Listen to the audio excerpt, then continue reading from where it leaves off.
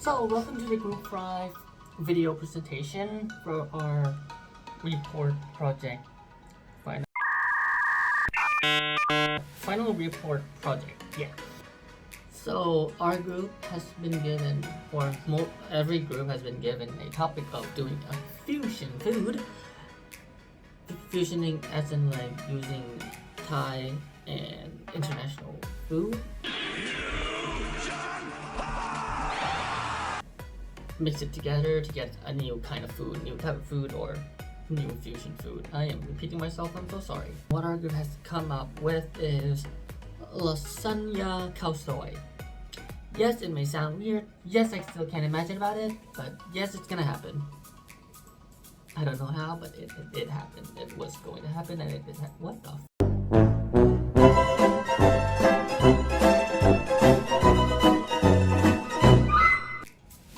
Yes, it happens. That's the idea, so let's get into it. So firstly, let's get some history between all of those two things. So, khao soi. This originated from Chiang Mai, aka the northern part of Thailand.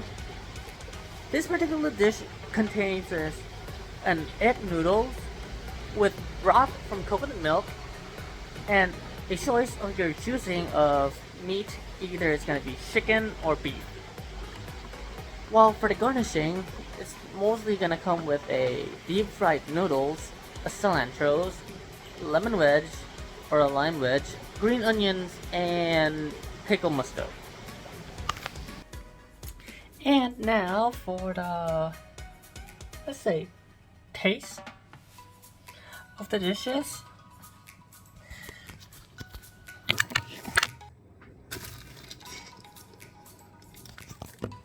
Okay, so the taste of the dish are generally sweet, sour, and a little bit undertaste in spice.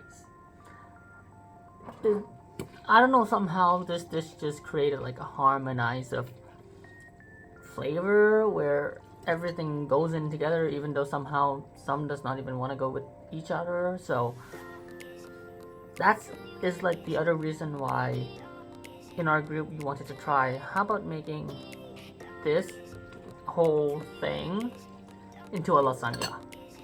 So let's go hear from a guy who know way more stuff than me and understand way more stuff than me about meat. Let's bring it to him.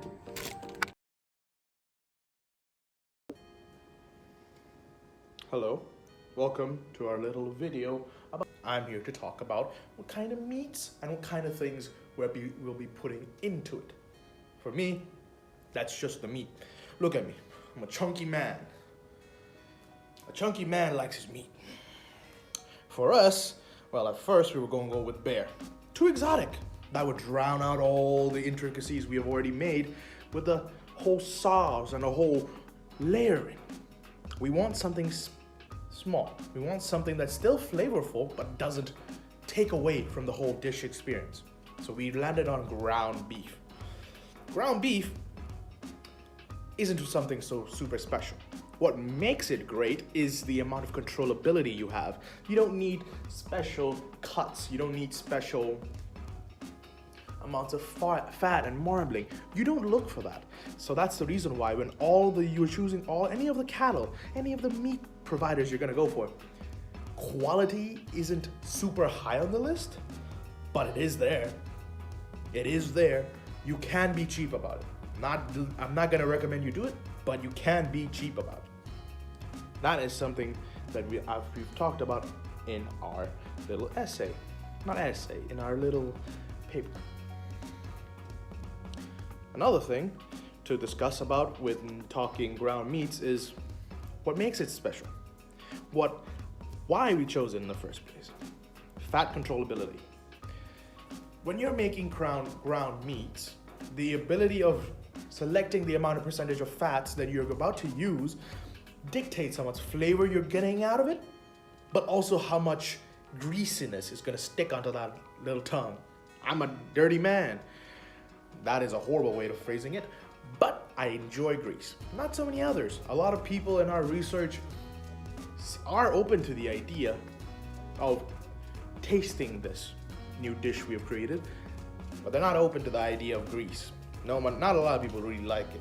So we're going with something along the lines of not standard, of normal and lean. Lean is about 20%, 17 to 20% amount of fat. That is great for when you want flavor, but you don't want it to stick onto your tongue. You don't want it to basically also dry out. That will never happen because it's being incorporated into a bolognese sauce that has been substituted. On top of that, the ground meats, they're not really something hard to come by. As long as there's scrap of any sort of beef left over, we can still purpose it and turn it into something new. And thank you, Mr. Fifi Boy, for all those meat stuff. Well, now how about we talk about the inspiration behind the lasagna khao soi. At first, when we ate the khao soi, we were like, what if we put a twist into the khao soi, as in put it into a one bite? Because lasagna, you can just dig in and just get a one bite out of it, and you get every layer out of it. So why don't we do that with the khao soi? Plus, what would happen if we put some international twist to the khao soi? Because khao soi is really traditional to Thai. Like, what would the flavor profiles come out as, or how would that enhance the khao soi flavor from like the international flavors? And I think that would be very, very, very good. And for the recipe and how to cook, I'm not gonna really go into it in this video because we have the whole report right there to show you on how to cook and how's the recipe or what to replace with what. And we can just go, yeah, look at the... So, from all what I've been talking and saying, I think you guys might now be like, oh, so how would this dish come out look like?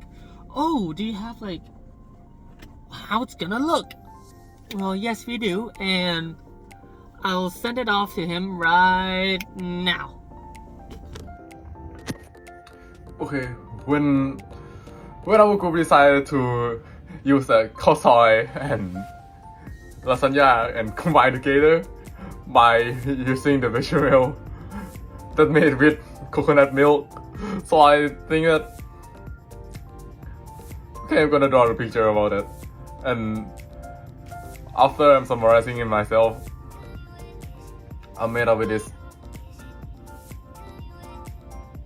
Yeah, you know what it looks like. It's like a lasagna, but it's a khao soi and a crispy noodle on top. What do you think? I think it's good. I hope you like it. And so we come to the data analysis. So first of all, before we get the data analysis, we need to get some questionnaires out.